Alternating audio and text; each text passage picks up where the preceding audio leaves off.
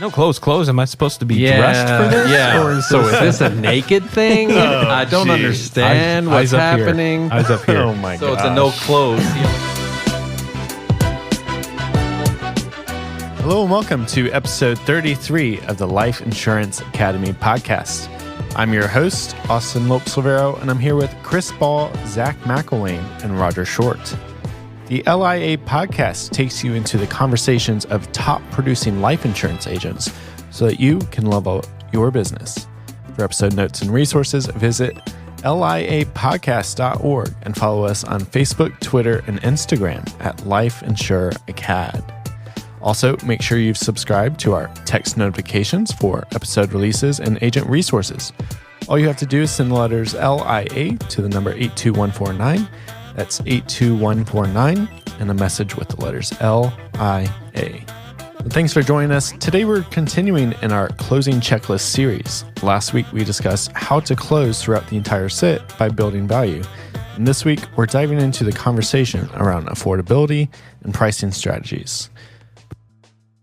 So before we get going today, let's just review what we talked about last week and how that relates to today's topic. I think it's important, Austin, that we remember that closing is a process and not an event. And if you go back to our previous podcast, we had talked about how much value that you bring as an agent. Austin, you bring value as an agent. How does that make you feel? It's real important. That was good, dude. I can feel the emotion. But that is such an important thing to understand, that you are an educator and you are an advisor, and people value that. And then we have some pretty amazing products, some companies that we work with that are going to be there when they need these products. We've seen it. I mean, we've all experienced death benefits and seen those paid out, and we know that this is a real, tangible thing that changes people's lives. And having that confidence of value, you are closing throughout the process to an end. And I think that's important for people who are, I would say, like highly relational. I'm a highly relational person. And on the front side of this, when I was starting, it felt more important to me sometimes to make sure there was a connection than remember that I was there for a purpose to close towards something. And I would call that the friend zone. It's easy to get into the friend zone. Chris, you say closing's a process and not an event. Then why do some people get this massive amount of anxiety towards the end of their presentation, and it feels like they're getting ready to walk on stage in front of 20,000 people, and yet you're sitting here saying it's not an event? Yeah, and I guess at some point this is going to wrap up. So there is an eventish to it. Would you say, is that a word? Eventish? It is eventish. It could be if you want it to be. Can I say that? We'll make that up. It's a little eventish. It's a little eventish, but yeah. And I think what happens is people they just put so much pressure on that moment, not understanding that throughout the process you're doing these micro closes along the way. So essentially, instead of making it a big kaboom at the end and I'm stepping on stage, you're walking around introducing you to everybody. You're playing a little video throughout, so people are getting familiar with you. So when you go on stage, you have a little bit more confidence. Yeah, I would agree with that. Absolutely. I think the pressure comes on when you don't have a process. If you're just going into close, I have a joke about, is the insecure insurance salesman, and you know how his voice goes up, you know? So Mr. Jones, we're going to start talking about your affordability and see if we can find a plan that works for you. Someone's car window's just shattered. You started a little too high. Usually you start lower and you can go all the way without but capping out. You start off an octave too high. Too high. Yeah. But that insurance person who is insecure feels the pressure of the moment. Their voice starts to go higher and they're asking a close and it feels like a question. That's they're asking if they want to close. Is it okay if we close now? Or they're pushing it and they're telling the client, this is what we're going to assume, so this is the one, okay, all right, let's go. Yeah. And they're not waiting for any confirmation because they don't even know how the client's going to respond. Yeah. So if closing is a process, then like where does affordability fit into that? Yeah, and I think for us, what we do is we do have a process in our sales system to be able to identify affordability for our clients, or at least pay attention to some of the markers that would tell us a story about where our clients are coming from? I mean, the first thing is just understanding your market and your client as a whole, knowing the income range of the families you serve. And then within that, when you pull into the home, you're going to be analyzing a lot of things. You're going to see the kind of cars they drive, the kind of clothes they wear, obviously looking around, seeing what they spend their money on, what kind of hobbies do they have, and then when you're talking to them through core or just building rapport with them, getting to know them, you're going to find out, if they like to go to the movies or if they go golfing all the time. Nobody's going to the movies anymore, by the way. Nobody is. Isn't that? Aren't the maybe movies they're, opening maybe back they're up buying this Man, DVDs, that's some extra income, right? man. They have an entire shelf full of new movies, right? But you're right, like paying attention to what they collect, some of the hobbies. Yeah, all of that's going to be an indicator of potential affordability or what's important to them, because whatever's important to them is what they spend money on. Mm-hmm. Obviously, Austin has a massive machine that he has to put manual labor in and spin these coffee beans around to make it taste better somehow. And that's got to cost more money than just throwing something in a Keurig. I mean, these are very important. And along with that, it's asking the questions to reveal this. We can't just determine their affordability by looking at them or by just seeing things, because we don't know if they got a rich Uncle Joe that buys everything for them all the time, right? So it's asking the questions of who they have in their life or their grandkids, or how often they get to see them. All of those things reveal things about their affordability. And the cool thing about this is it doesn't matter which market you're working, whether it's final expense or mortgage protection. I imagine Zach. If I could see through Zach's lenses when he's pulling up into a house, it's like he's a Terminator in a sense, and I see all these digital things going off in his eyes. Or like the drones in Incredibles. Yes, yeah. There's a scanning procedure, and then it tells you how much everything costs and all this. But it doesn't matter in mortgage protection or final expense. You're gathering data, which is important. But in your conversation, some things are going to be revealed, and you can't make the judgment on affordability just on the data that you received from what you've observed, because you could sit in a mortgage protection where there's all sorts of expenditures, a nice boat in the yard, a couple of cars in the garage that are just used in the summer, things like this, and they could be highly leveraged. There's a lot of debt. Yeah. And, we don't know, unless you're gathering more information for understanding, you could be sitting with a mortgage protection client who has only put down 3%, and it's a very, very nice house. I mean, you would say they're exposed, wouldn't you, Roger? Oh, 100%. Yeah. And those people are going to be a lot more price sensitive, And you could blow them out of the water if you don't gather that information and assess that before you give them pricing. Because likewise, when you're sitting with a final expense lead or a final expense client, you've got situations to consider, like, are they just on Social Security? Do they have any pension from their existing, from a former career? Are they working still and receiving Social Security? Is their pension have the spousal benefit rider on it that allows for the wife to continue to get it after the primary insured passes away? What is their Social Security benefit? So the household income and then household expenses. I mean, these are all things that are a part of the consideration. And then asking good questions and getting feedback on that allows you to really assess. As far as getting the feedback and paying attention, I think paying attention by observing, but also paying attention to what they're saying. A client many times will ask questions of how much is this going to cost, or I can't afford anything. I mean, gee whiz, how many times have you heard I can't afford anything? Just twice. Twice? Today. Today.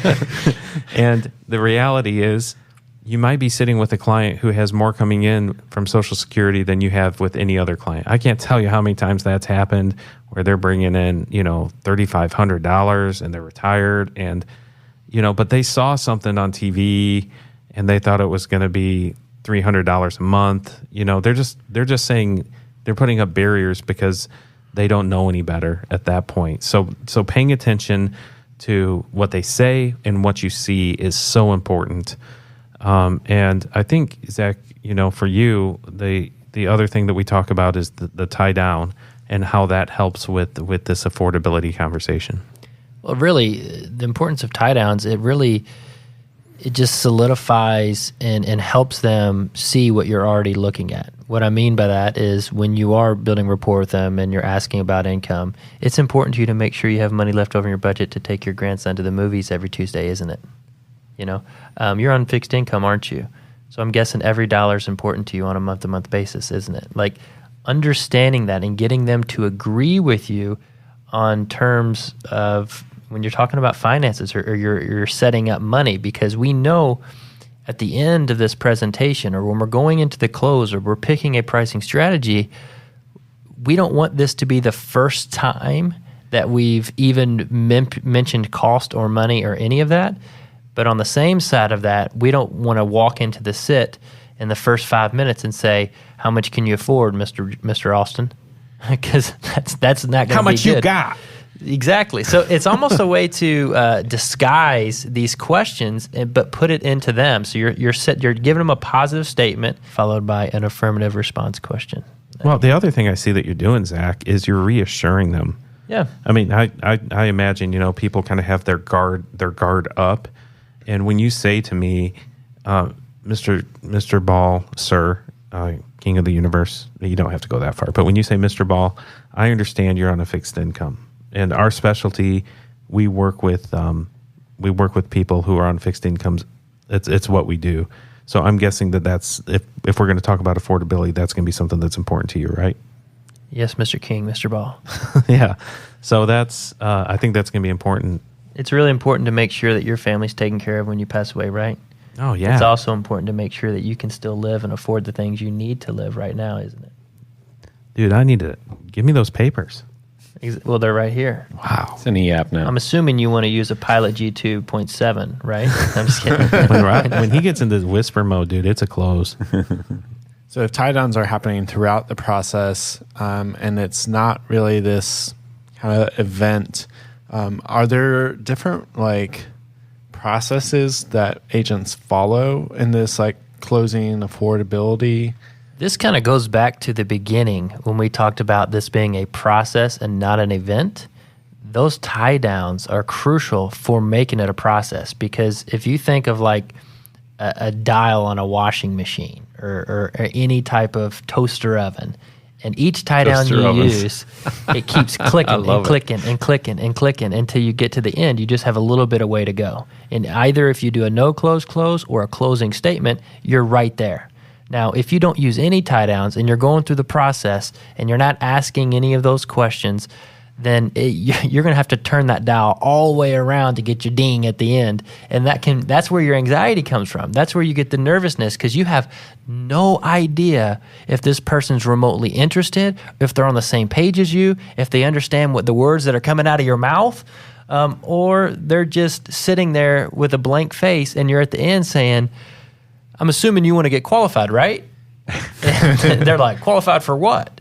And then you're just, the insurance plan, and you can kind of get stuck there. So, well, it's like you're riding a 10-speed bike, right? Like if you're not closing throughout the whole thing, then you're on that final gear. You're pedaling as hard, and you're going to get a lot of resistance. Mm-hmm. But if you're closing throughout, you're working your way up the gears, and it's just smooth and easy along the way. Mm-hmm. Absolutely, you're man. Setting the table along the way.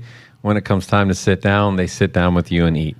That must sound funny to people when we talk about this, because you threw out a couple phrases that I'm sure a lot of people haven't heard, is the no close.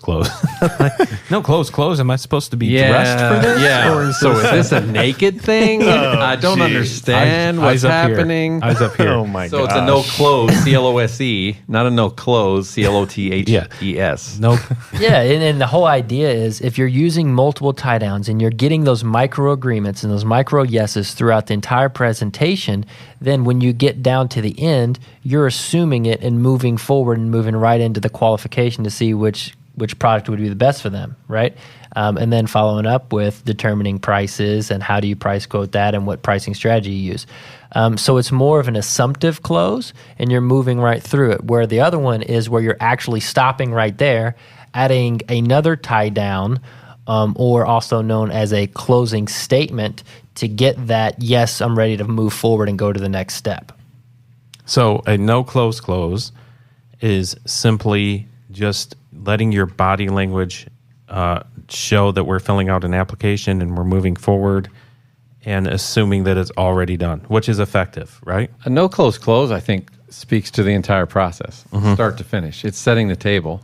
And then when you move towards the table and you motion for people to sit down, they know what they're supposed to do. Yes. Because they've seen you prepare this thing the whole time. However, if they walk in your house, nothing is ready, and you motion for them to sit down at the table, they're wondering why are you asking me to do that? I'm just here for a minute. Yeah. Right? So it's expectation. It's about setting expectation and making sure people are with you so that when you get to the end, it's a natural close, or as Zach says, it's the naked close. Yeah.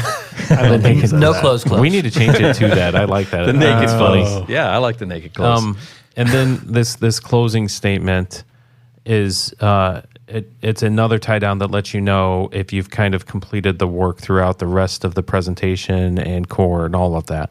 So I guess what is a good example of that? Here, let's see if Austin can do it. Sell to Roger. He's sitting next to you. This guy needs some coverage for his family. Sell to him. What's the closing statement? You want this coverage for $20? That was Chris's first sale. Hey, once That's it. I'm out. Once this episode airs, Austin, you might want to listen to it. So Chris's first close was, so is $20 something you could afford? there's the voice. Yep. Yeah, so. Well, what about 200? That was Roger's response. Lesson learned. So I'm assuming if we can find something that's Affordable. that helps take care of this benefit for Your family. that you do want to go ahead and at least Apply for this coverage. to see if we can get you Protected. Pretty beautiful. beautiful, dude. Pretty Right. beautiful. Bing, bing, bing, bing. Right. And you shake your right? head yes, right? Yeah, there you go. The most important thing of knowing either you're doing a no close or a closing statement is you're doing it with confidence. Yeah, this is this speaking with confidence piece is the we talk about this a lot. Is competence breeds confidence. Which breeds competence. Which breeds confidence. Yeah, they feed off of each other, and the more you understand your products and process, the more relaxed a client is. Like even when they're pushing back on you, I believe, and you guys can agree or disagree, that's fine. I believe they want to see how you handle it. Like if you're like, words 7-9, please. Like if that's your response, they do not see you as a professional that understands what you're doing. But if it's, this issue of addressing, acknowledging, and assuming, then they see that you are somebody who knows their stuff and they can trust you. So in that confidence, right? You're speaking with confidence. You're moving forward. There's still a few things that you got to consider here, or you could bulldoze somebody. Okay. Because you can close a lot with confidence. Your placement might drop, and we've seen your that with people. Persistency will drop because you're just closing on swagger. You're going out there. I'm getting my 2K a day. I'm at 2K a day, and you take pictures and selfies and post them on the internet of how good you're doing, and it's this. You think it's you only, right? And so you're missing the human element of meeting a need on the other side, and that confidence can go a long way. But in my opinion, your placement and your persistency is going to drop because people are going to realize when you leave there, it's like, what did I just do? I don't even know what we did. And I don't even know if that person was sensitive to me. And we can't even afford this. So while you have those components of confidence and competence in your process, you still need to be sensitive to their needs. Right. And their affordability. And their affordability. And that comes back to what Zach was talking about earlier, observing their situation, understanding their income, understanding their cash flow, and where their value points are.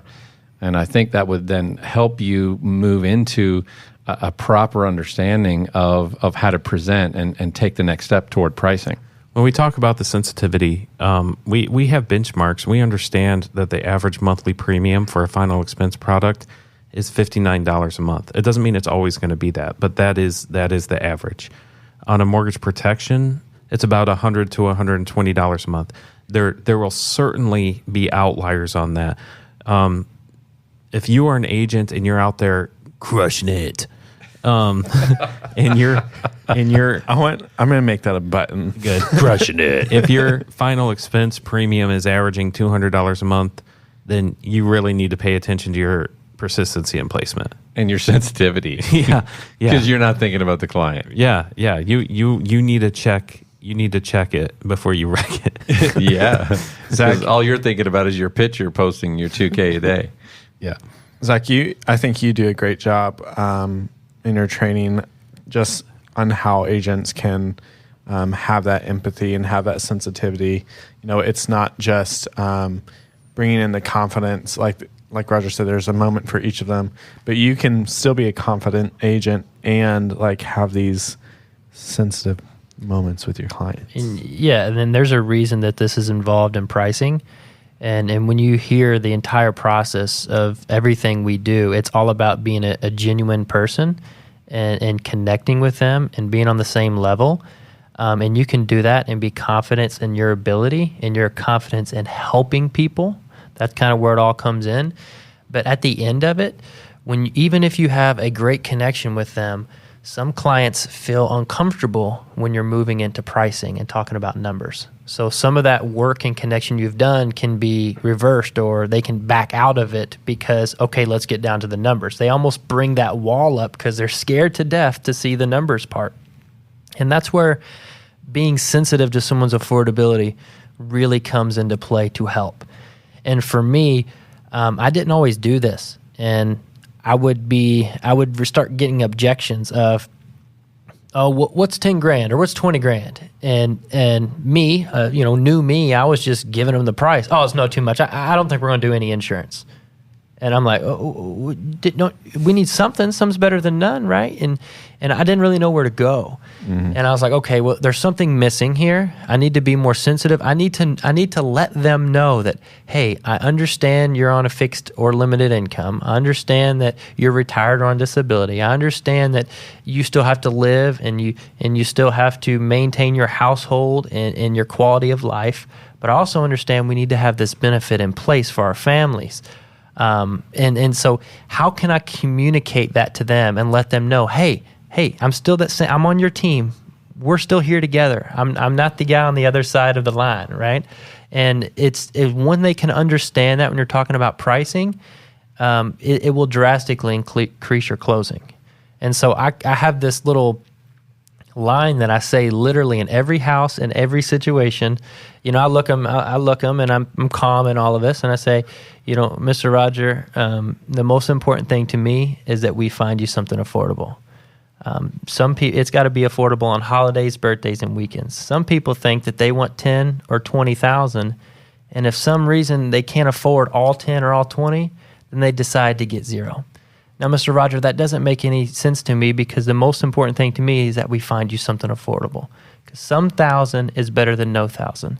It's a lot easier for Rose and your girls to come up with 1 or 2 extra thousand if they needed to make it whole to bury you than it is for them to try to come up with all 10 or 12, right? Yeah.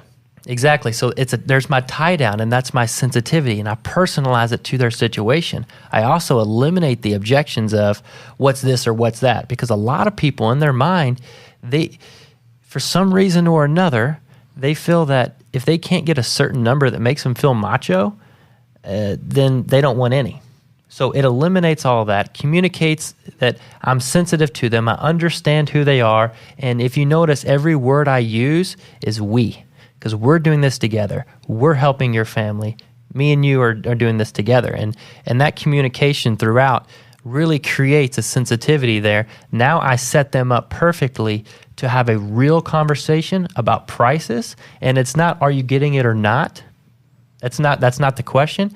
It's, we're getting something, no matter if it's $2 a month or $200 a month. but we're going to do that together because we love your family. I usually at the wrap up, I let them know what we're getting ready to talk about, and I'll say, as we talked about before, Austin, I want you to know that everybody we sit with is on a fixed income. We totally get that, and we are experts at helping people on fixed income. So I know affordability is very important to you. And from our conversations, there are some people who can afford a whole bunch of coverage, and there are some people who can afford very little coverage. Most people, they kind of fall in between there. But I want you to know, whatever we come up with here, you get to tell me what that looks like, and you get to tell me what's affordable for you. Okay? I was talking to a top producer in mortgage protection sales just the other day. We were discussing his close process of how he determines a benefit amount in a mortgage sit.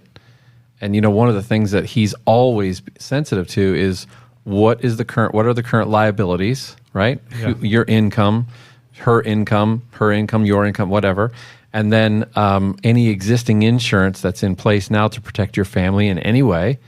And then what is the balance of the exposure if something should happen to you, if the worst should happen, if you should pass away, or if something else should happen like a critical illness or an injury or a chronic illness. And then the assessment is made, and it was interesting how he broke it down because he says, I very rarely ever quote the full amount of a mortgage because they usually almost always have something. And, and I never really go to a 30-year either on a mortgage plan, like on a term plan, because it's overpriced. It's too long of a period because we can do this for a 20-year or even a 15-year and redo a plan once you get that far into it and bring that down for future use. Also, it keeps it at an affordable rate for the client. And when you present it in that way, taking into all the considerations and all the factors and variables and coverages and protections, then you can customize that plan. You're being sensitive and you're working on a plan that helps them see value and it's not too much and you've met the need. And so it was just really fundamental way of breaking it down, but I thought it was very interesting, his approach, and I learned a lot. One thing that I think is very important that both of you just said is that you're building, this sensitivity, this affordability is all built around, specifically to the client. What are some tools that you all use to help build that kind of personalized affordability option?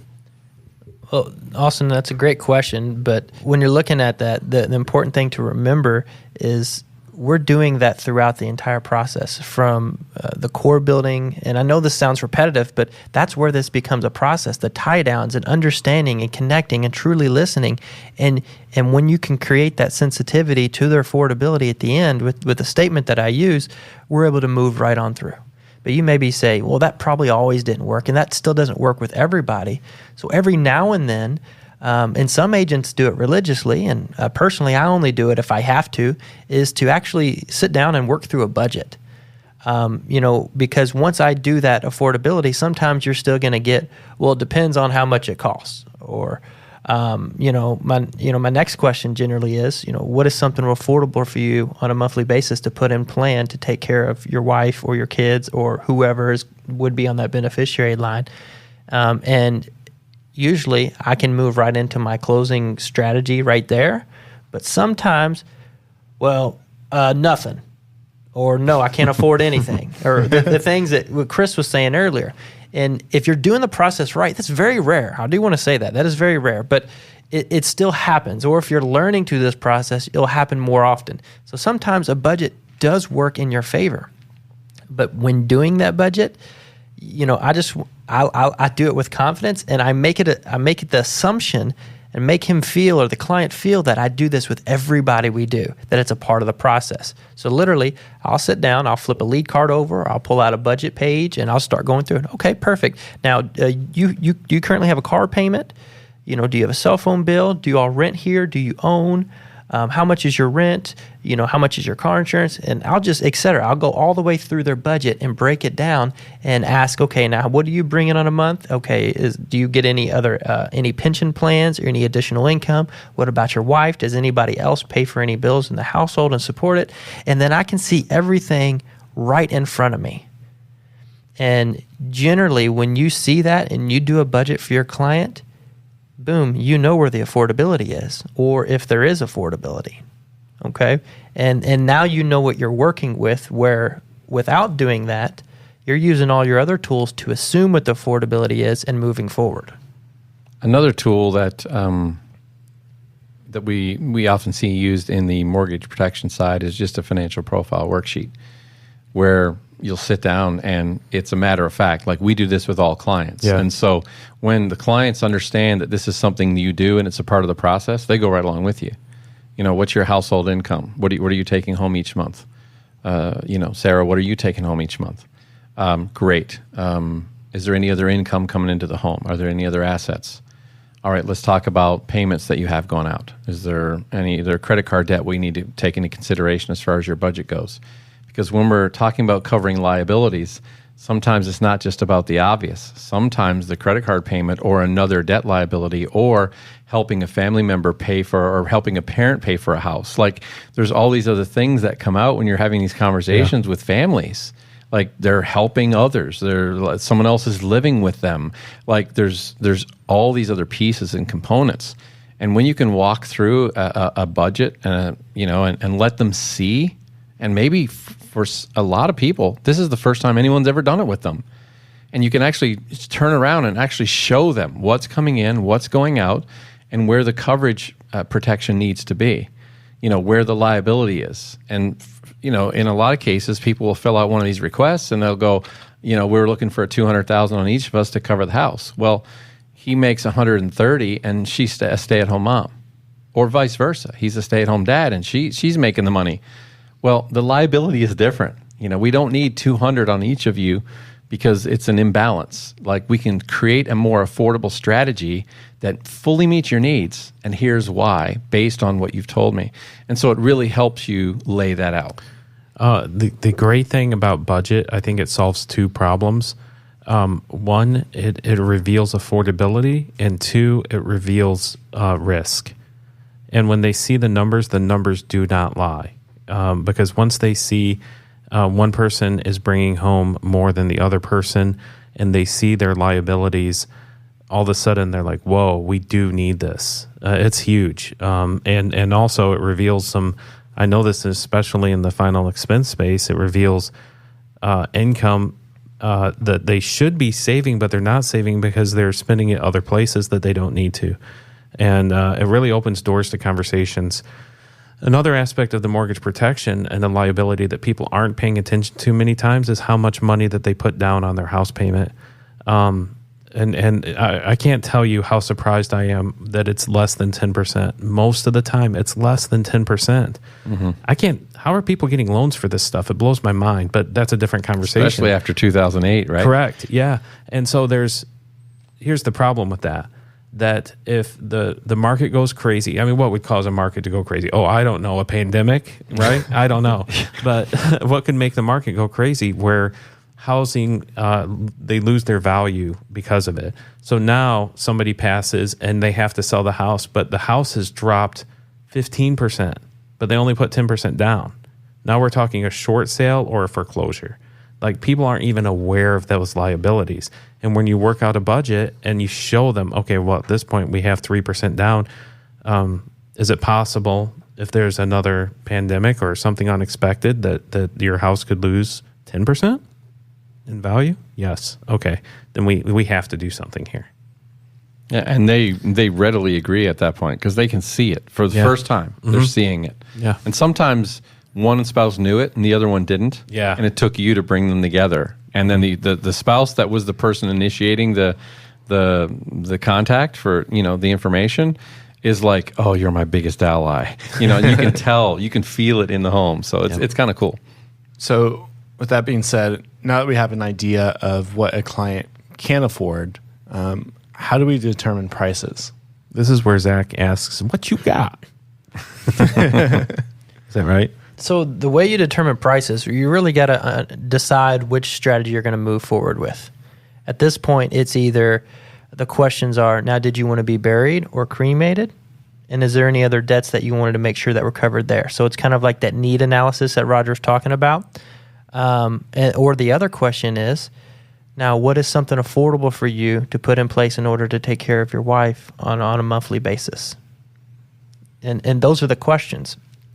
And the difference between them is, one is the first one is going to be based upon a benefit close, okay, which this is a closing strategy that's just based upon the coverage amount needs of the client. If they're wanting to cover a mortgage protection and they're wanting a full mortgage protected, or a half mortgage protection, or maybe an asset protection, it's a simple, this is going to cover that. If it's in a burial or a cremation setting, this is a price that you would present them for. This is what your burial would cost today. And then this third number is going to be what we're anticipating the burial cost at your average mortality. And then the price in the middle, your second price you're going to show them, is going to split the difference. So it's going to be more than enough to cover today, but it would also cover cremations or any other debts or loans or liabilities that could happen at that point. So you're really showing them three numbers there, and it's based upon the needs they tell you, where the other strategy is based upon their actual affordability. Okay. Now, the benefit close is generally going to be your easiest close that you could do, and most agents in final expense learn that one, and they start out on that one because, as you've heard in the previous episodes, you don't have to be sharp on your skills of, analyzing and listening with your eyes and your ears and figuring out how much they can afford and figuring out what they're buying and figuring out how important it is for their family and figuring out all their needs, even beyond the needs they thought they had when they filled out the card originally. You don't have to be able to juggle all that in your mind. And as Chris says, you're looking at everything with numbers and price tags and adding and doing calculations to come up with an actual price. You're able to come in and take care of a basic need with a basic plan. And this is a perfect strategy that you can move into with confidence and show those three prices right away. And I would say this is the strategy that I have used almost 100% of the time in mortgage protection sales. The benefit amount? Yeah. Yeah. So benefit close. So you'd be like, here's 200, here's 100, or here's 150, and here's 100. Correct. Yeah. Mm-hmm. And this is what this can do. And would you show a plan for him and her? Yes. Separately? Depending on the need. Okay. Based on their need. Based on their need. And the affordability that we have talked about with their income. I should have a pretty good income idea on mortgage protection because we've worked through that. And doing the benefit close is the most simple. The benefit close could be, though, Roger, I mean, if there's limited coverage and lots of exposure, we might be doing a plan to cover mortgage protection, but also a plan to cover loss of income beyond that. So it could be a couple of policies that I'm writing on one or two people at that time. So you have a situation where they might have a $250,000 mortgage, but they don't have any regular life insurance, not even at work. Right. Mm-hmm. And you're talking about, so if something happens to you, not only do you lose your income, you can pay off the house, but now what do you live on? What does your family live on? How do your kids go to college? Right. How do you pay for the existing debt? Do they just transfer to your spouse and hope that she figures it out? So, and especially for younger people, you can take that benefit and then show them a $500,000 option or a $400,000 option, and it's still really affordable based on their age and health. Mm-hmm. But you're still doing a benefit amount. Yes. And then giving the pricing corresponding to that based on the needs and the liability. And go ahead. Let me say something in regards to that. Those numbers are interesting because when you talk about final expense on one side, we're talking about $10,000, $20,000, $30,000, sometimes $5,000, right? Just to take care of. These are situations where it's middle to low income, and that could be a lot of money, and it is a lot of money. But when we're talking about mortgage protection and a house payment is $1,000 a month, when you do the math on that, that's $12,000 a year just on a house payment. For 10 years, that's $120,000. So if you're like, oh man, I'm good. I've got $100,000 coverage at work. So my wife will be taken care of. They don't see how those numbers work. Like, we have to help them see the liabilities of that. But the benefit close is the close that I would work towards for sure. So, Chris, you had mentioned that you use it 100% of the time, but I want to open this question kind of to all of you. Is for the new agent, should they use it 100% of the time, or when would they use this benefit close? And again, let me clarify. When I use it 100% of the time, it is on mortgage protection because I have a very good idea of what the need is and what the numbers are and their affordability based on their income. That is a pretty cut and dry situation. Now, final expense, it's very different. Now, I think there's a rule to this, and I know the reason why you use it in mortgage protection, and maybe you're unaware of that. Okay. But you use this closing strategy anytime a client has no money or too much money. And this is what I mean. If you can imagine a client, you're sitting with somebody and they have all the 5 real reasons of why people will buy, okay? The trust, need, want, urgency, and money. They have all of that. So they trust you. They need it. They know they want it, okay? They want to do it today, but they really can't afford it. So I want to be clear on that. It's not that everybody says, oh, I can't afford it, but it's the true reason when it actually matters the most. Because if they want it, you will know it. In this situation, I've actually sat with a client. She lived in a little trailer home, and she was taking care of her. Her 2 daughters lived with her. Her daughters were young adults, and she was taking care of her. And one of them had the front bedroom, the other one had the back bedroom. So she spent most of her time in the living room because that was kind of her only space. And when you got down to it, we got the objection. I did the same closing statement, my same sensitivity, everything I do as we explained. And we got down to it, and she said, I don't think I'd be able to afford anything. So naturally, I moved right into the budget. I did her budget, and guess what? She was upside down $25 a month. And I'm thinking, how in the world is she doing this? And I talked to her, and she broke down crying to me. And she says, well, my one daughter, she gives me $50 a month to help pay for rent. My other daughter doesn't pay for anything. And that's how I get that extra money. So I barely have any money left over each month. And she said, I want this so bad. And she started crying. So naturally, I'm going to console her, and I want to try to find any way to do this. Because at the end of the day, what I realized and analyzed in this situation is if something happens to her, her 2 daughters are homeless. They're just living there, right? And so at this point, and I was actually training a brand new agent at this time. I brought both daughters into the room, and I went through and talked to them about this. And I had the trust, they had the need, the want, the urgency, and money. And so when we got down to it, the daughters were going to come together and pay for this plan. So she had no money, but the idea that I was presenting to them is to just take care of the basic cremation, just enough, because this family, this household wasn't flourishing in money. They weren't having a bunch of expendable goods, right? So if they have no money, that means somebody's helping them pay their bills. If somebody's going to help pay for this benefit, it's only going to make sense to them if you're just taking care of the need and not a want or a large amount of coverage. So you're going to use it when you have no money or when the client has too much money. And here's what I mean by that. If you're in a typical final expense home with higher incomes, mid to higher incomes, you're going to go in and say, okay, what can you afford on a monthly basis? Obviously, they have cars in the driveway. They have a nicer home. Well, they might be able to afford $1,000 or $2,000 a month on a payment. They might, right? They're not going to, but they might. So in that situation, I'm not going to get them as much coverage as they can afford because it doesn't make sense. Now, they have money. They probably have other assets. They probably have a savings account. They obviously manage their money differently. So in this situation, what makes sense for them is to take care of the burden of a burial, of the basic need, right? The need of the situation. So when I say the best time to use a benefit close is when someone has no money or they have too much money. And when you compare that to a mortgage protection situation, you're looking to mid to higher income families. And sometimes when you're in those families, they can afford, quite a bit more money than a traditional final expense family. So when you're going in there and presenting an option, it makes most sense to them to take care of the need and the liability of the home every time. So benefit close is based on need. But I know there's another close that we talk about, and that is the affordability close.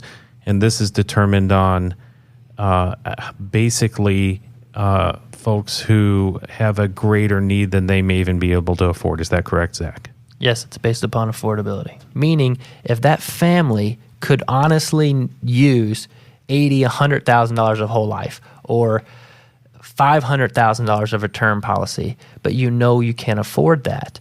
We're going to determine their affordability, and we're actually going to get as much coverage as we can. Knowing we're not going to get every bit that they need, we're going to get as much as we can and comfortably afford without them risking losing it months down the road because we overprice them. And you would say then that the affordability close on a ratios act for you, affordability close versus benefit close in a final expense hit, what percentage would you say is? I would probably say 80 to 85% is an affordability close because the client has more need than coverage they can realistically afford. Because their budget won't allow them to meet the full need, so Exactly. you're focusing on what they can afford. We're going to take care of as much as we can comfortably.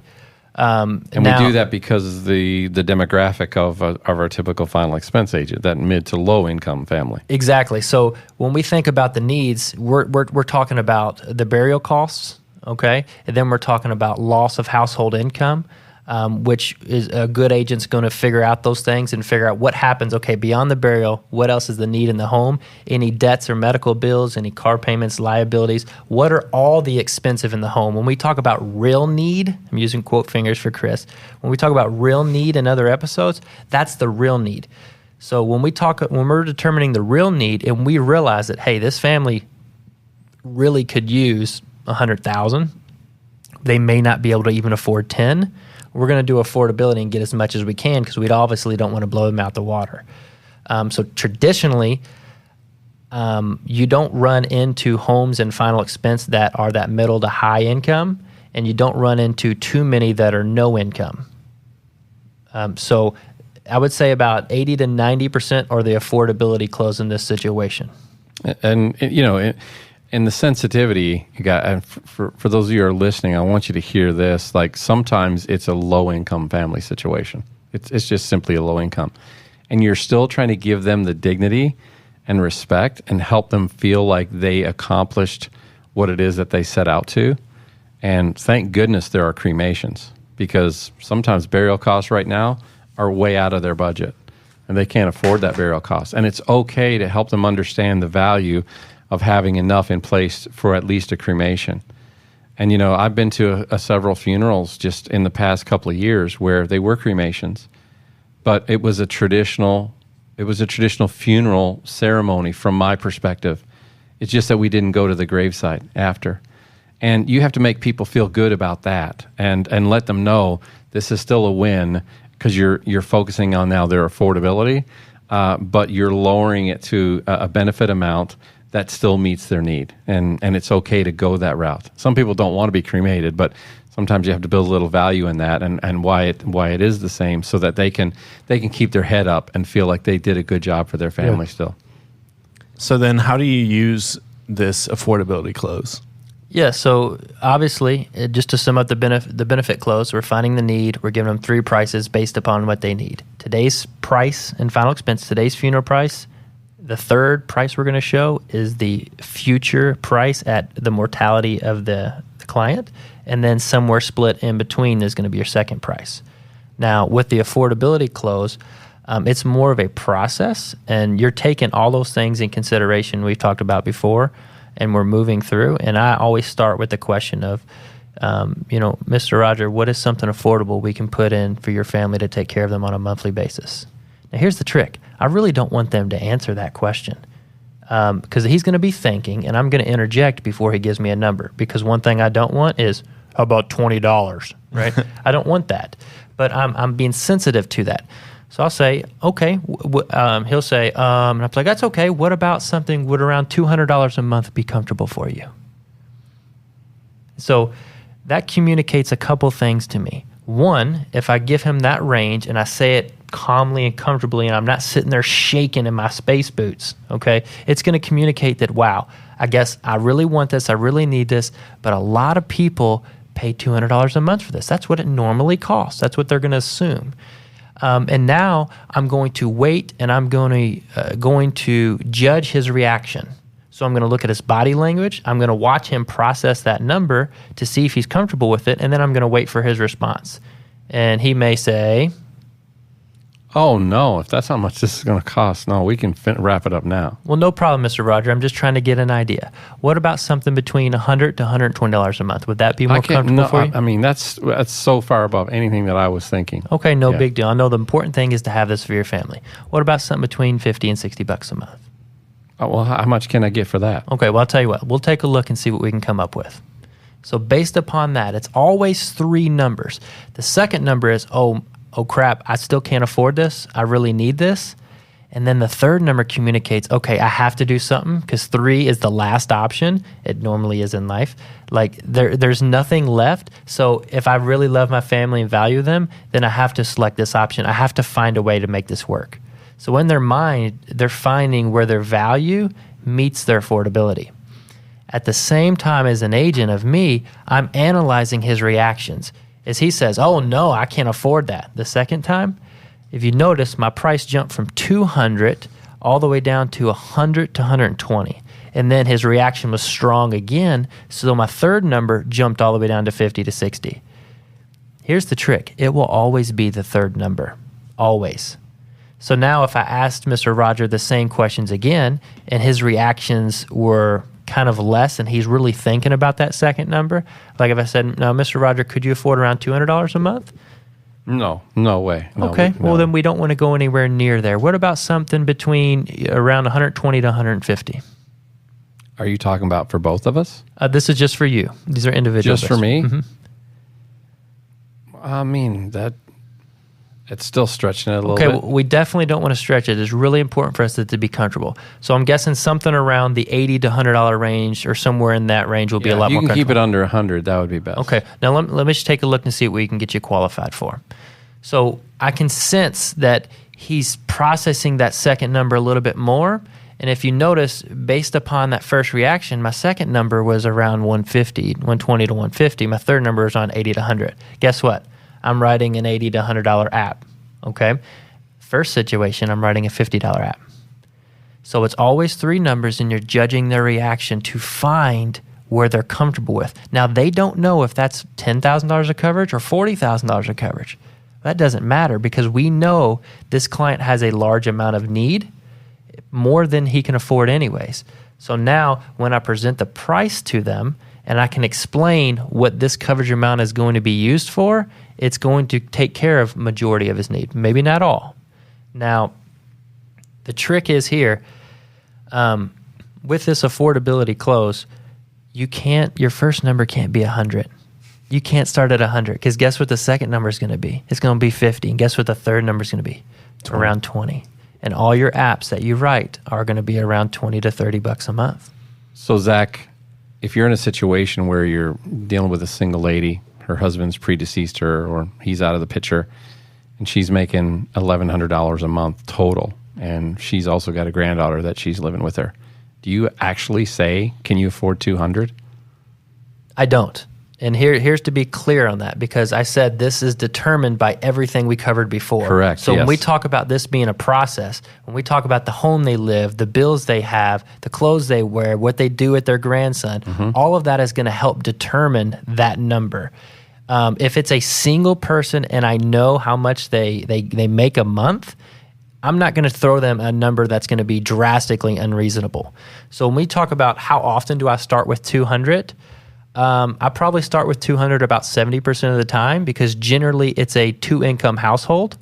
And if it's a 2-income household, if they have a lot of money, or I sense that all of these, they have quite a bit of affordability, then yes, Mr. Roger, these are on an individual basis, right? If it's not, these are together. Okay? Do you see the difference there if it's a couple? But if it's a single lady on low income, my starting number is not going to be nearly that high. It may be 100 to 150, and then we're working it down from there. Yeah, and you may say, it's 100 to 100. No, that's still too high. Yeah, and the important thing about affordability close is you have to understand this isn't cut and dry like a benefit close. Because a benefit close, it doesn't matter. It's not based upon their income. So it doesn't matter who you're sitting with, couple or single. You can give anybody a benefit close. because it's about a coverage amount needs, about protecting a mortgage or protecting a burial cost. Where this one, it takes so many factors into play and experience and getting to know the client to understand what that true affordability is. You'll likely, I'm just going to add a couple thoughts here as we wrap, but you will likely sell higher premiums on the affordability close and meet more of the actual real need on the affordability close. So it's not just about selling higher premiums, but it's about meeting more of the real need, because you understand that their need is outweighing their affordability. So now you're going to the threshold of, how can I really help protect this family so that they're not undervaluing the benefit they're leaving and wanting to do like a $40 plan when they really need $20,000, and $40 is going to get them $7, because their spouse is going to be left in a very bad situation if I let them do that. So, one of the things that I've always did when I did the affordability close, when I would throw out that number, is $100 to $150 a month, something that you can affordably put in your budget and set aside for your family each month, because you're really setting it aside in a plan for them. Well, how much does that get me? Right? That might be the question there. Well, how much does that get me? Well, first of all, I want to know what's a number that we can start with that's affordable for you, regardless of what it gets you. Because if I'm saying 100 to 150 and you're thinking 70 to 80, I'm already too high. So I just want a number that's comfortable for you to start with. So is 100 to 150? No, maybe you can, if you can do something around 100 or less, then that would be great. Great. Let me use that $100 then as a benchmark, and I can give you some options, and we can go up and down from there, okay? And so then now I'm like meeting their need. I'm being sensitive to their budget because I'm taking that into consideration, because I really know, based on the assessment that we did, that their need is outweighing their affordability in most cases. Well, that's a wrap for today's episode.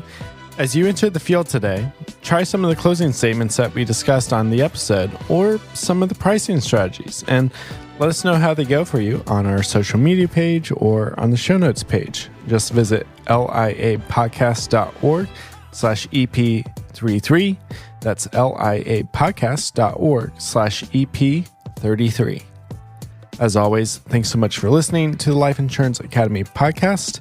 If you enjoyed this podcast, make sure to subscribe wherever you're listening, rate us 5 stars, and follow us on Facebook, Twitter, and Instagram at Life Insure Acad. The Life Insurance Academy podcast is hosted, edited, and mixed by me, Austin Lopes-Rivero. This episode was produced by Chris Ball and myself. Our theme song is by Flashing Lights. We'll catch you on another episode, including next week's final show in our closing series. Guys, can we give them a preview of what we're talking about next week? That's right. Next week, we will be closing the closing series. And that's very important, because we're going to go from knowing which pricing strategy to use, but now to actually determining the prices, putting them out on paper or how we would present them, and then how we go to the client, display them, explain them, and bring value to the client there, and finish up the sales and navigating any objections you might get at that point. How we get the client to select one of those options. Next week, tune in. And until then, stay safe and go be a difference maker.